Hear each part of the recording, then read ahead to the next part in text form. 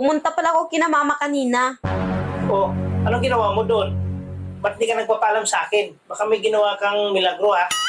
Milagro agad. Pinagalitan pala ako ni mama kanina. Bakit daw hindi mo pa ako pinakasalan? Di ba nga, pinag-usapan na natin yan na mag-ipon muna tayo ng pera bago tayo magpakasal. Pag hindi mo daw ako pakasalan kagad, baka daw makakita ka ng babae na mas maganda pa sa akin. At hindi mo na ako pakasalan.